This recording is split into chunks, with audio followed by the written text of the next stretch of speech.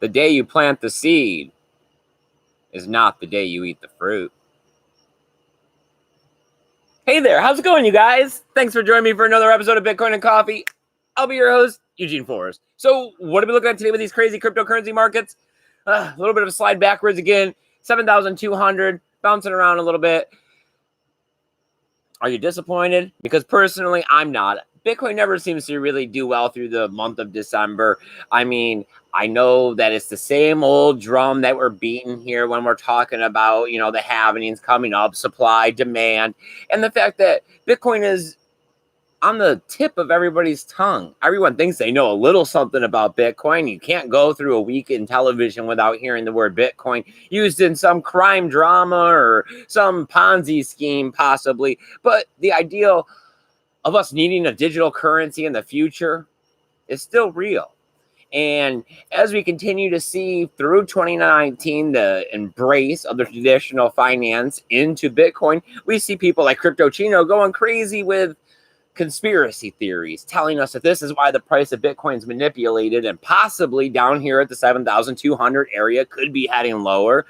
But in reality, the people on an every single day basis that need and use Bitcoin to buy their bread, milk, and eggs and petrol in order to be able to drive their automobiles down the road and pay their mortgage or rent are very few, right? You only see Bitcoin really being used in countries of trouble and turmoil. And it's a tough one to say that adoption is kind of slow, right? When I got into this, we were under 1%. Right now, we say we're at 1.5%. But in reality, for this to become a currency where we're all going around, as Samantha likes to say, touching phones, right?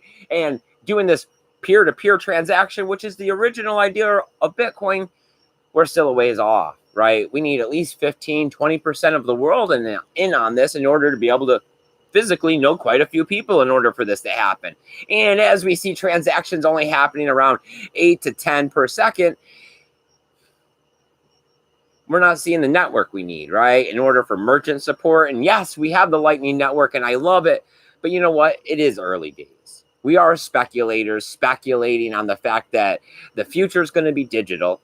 And we need something that's decentralized because let's trust the numbers. Let's verify our data. Let's not keep appointing all of these people into political power where hindsight becomes 2020 and you know then what you wish you knew now. And the possibilities of how the wool's over your eye, there's a curtain and a man back there playing the Wizard of Oz. And you know who's over here being our Wizard of Oz? Our lovely co-host, Sammy. Good evening, everyone. So how was that, Samantha? Oh, that was long-winded and awesome. Are you feeling like the wizard over there? I do. What do you have behind the wall there from the great land of Oz for us? Don't look behind the curtain. Don't look behind the curtain. I don't know. Last time I looked at Bitcoin code, it was validatable. You can look at a block explorer, right? You can check and see where your Bitcoin came from. You can check and see you sold something to someone on where it went after, right? We've seen that we're starting to see resources developed out there to show proof of reserves, right? As we're looking at the new year coming up, we have Trace Mayer's proof of keys. Yes. We all need to go ahead and have our own monetary sovereignty, but what's the next best thing? At least make them prove what they have and see that they're not doing the same problems that we have right now in the traditional banking finance system of fractional reserve lending, where these exchanges that you're trading on, trying to make that check, right, aren't possibly not really holding all the Bitcoin. That's what a lot of the conspiracy theory out of, as I said earlier, Crypto Chino and other people are about, backed in these future contracts. All right. So I am. We have here. people? Yes. Awesome. I was just going to rant on for a while because I figured nobody wanted to come join me tonight in the woods talking about Bitcoin. Bitcoin so last year. I only got into it in 2017. It's not Lambo season, right? Yes. Okay.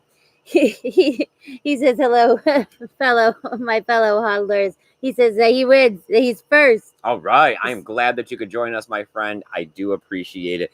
Merry Christmas, right? We are getting there. He says being first was what he hoped for Christmas. Thanks, Santa. And he says that he still believes in the spirit of Christmas and that is evidence. See? Nice. First. Okay. Josh is here. He says hi. Josh, buddy, I wish you and Katie a Merry Christmas as well. I do plan on being out here before that, but it is the season. It is the season to be grateful.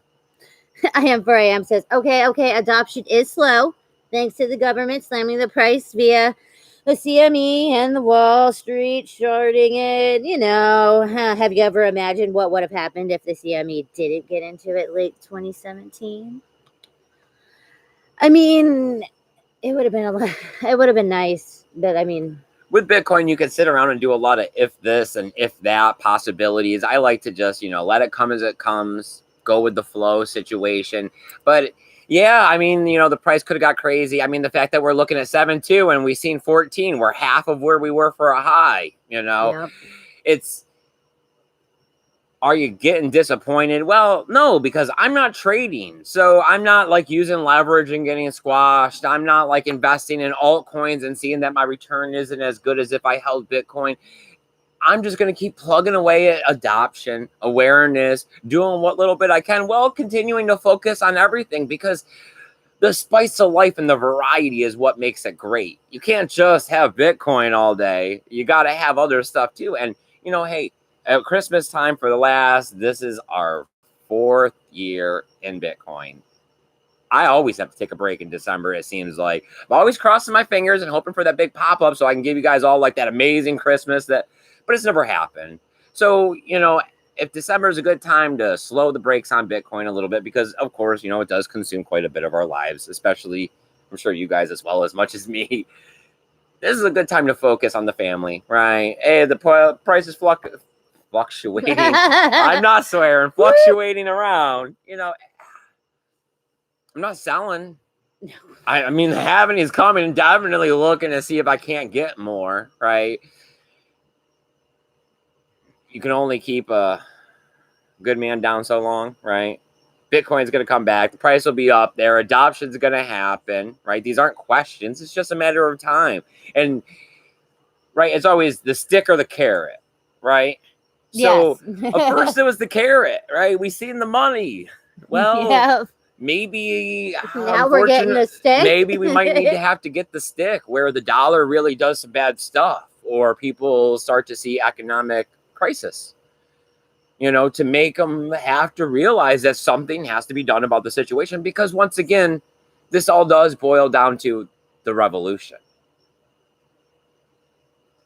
The financial revolution is not going to make a lot of people million and billionaires, right?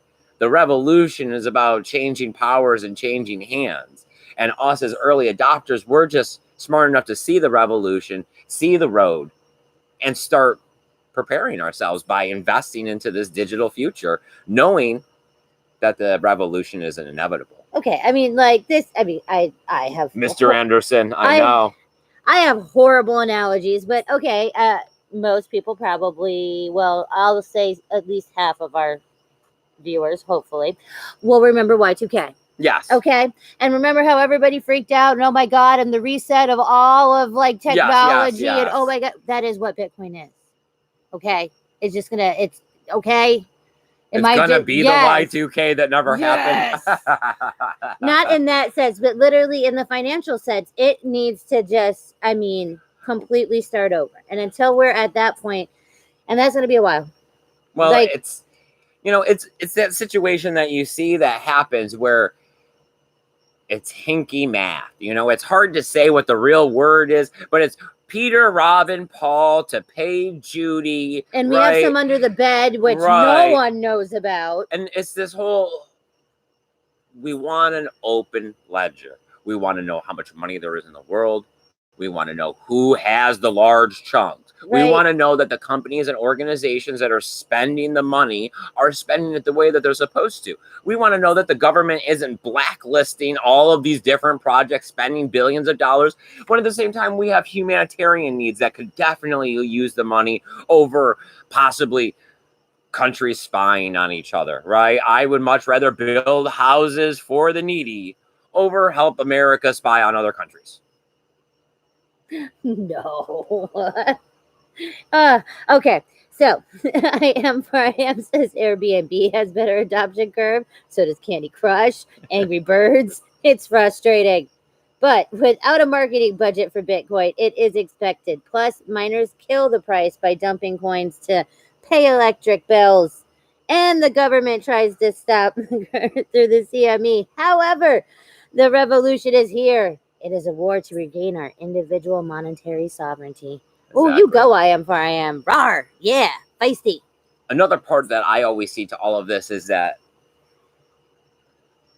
we're looking at it in years, and something this big needs to be looked at in generations. Yes. And That that's is that is yes. really what the big situation is that we are seeing the OGs have put in their time and they're not satisfied. It is that people are breaking down and wanting something when it's not going to happen. The fact that everyone running around paying in Satoshis for everything is starting to become more and more apparent that I'm going to be really old, right? That's why we say it is our, I mean, one, because you never know when you're actually going to retire. So there you go with that one. It's like, we don't have a literally when we turn 62 or 54 or 48 or whatever. And when I say generation, I mean in terms of 20 years, right? Oh, That's what they yes, say. A like, generation is every 20 years is a new generation. That's what we say. I mean, we're only forever, looking at yes. half of a generation right now that Bitcoin has existed. That is why how you like to say the whole phrase of the people who are actually going to touch phones and use on a daily basis have not even been born yet. Okay, right. The phone touchers are not even here. That's why, right, exactly. When we were out going to the EDM festivals, we were saying that we need to teach the children, right? And that's what this is about, is that we need to teach the millennials. Now, the Generation Z, is that what they're called now, is the newer ones? All right. It's that we need to teach the Generation Z because they're going to be the ones, right? Mm-hmm. And all we can do right now is continue to create better user interfaces, better codes, better fight against the regulation, right? Fight to put fungibility into Bitcoin. All right. So, all right. I am 4am says battles have been won. Oh, wait, have been lost. And we will win. Battles have been lost. And we will win battles. Government debt is our ace in the hole.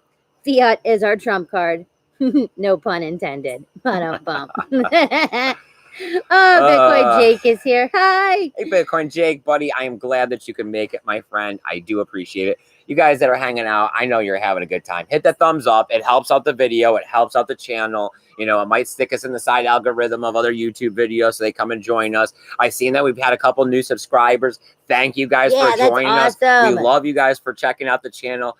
As always, please comment in the chat. Let Samantha know that you're here. That's her main purpose here, is to bring your voice to life out here on air so that we can discuss Bitcoin, because talking and discussing Bitcoin and cryptocurrencies is the best thing we can do about adoption, right? Whenever you're talking and you're telling the truth, there's a light.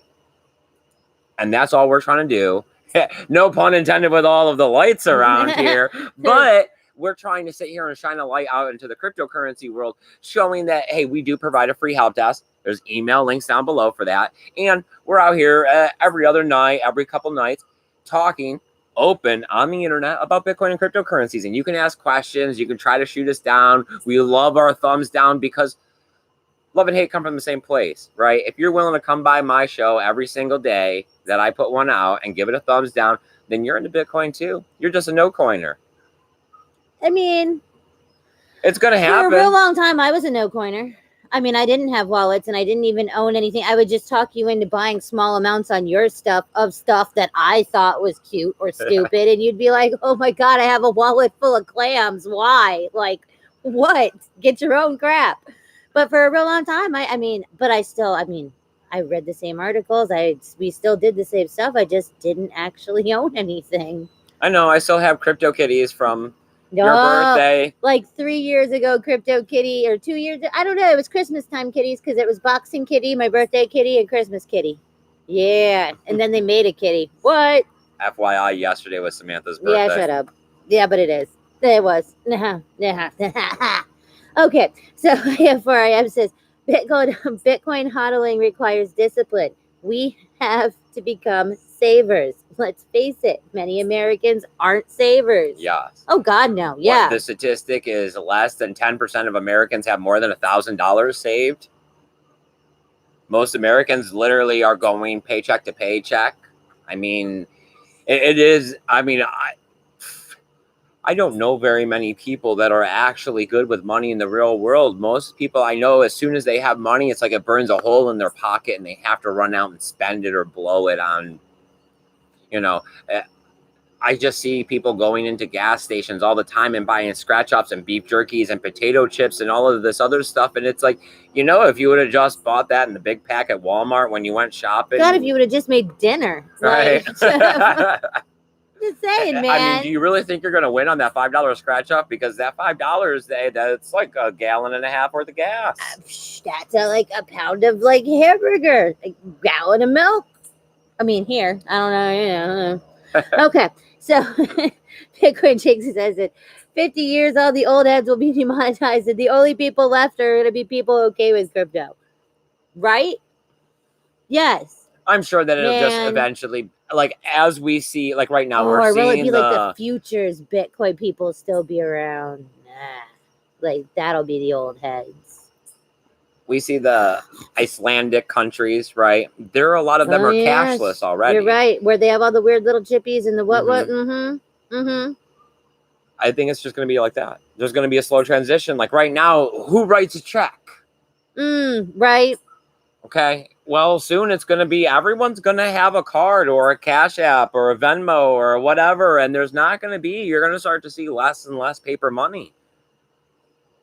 And from there, it's only another step into Bitcoin, digital currencies.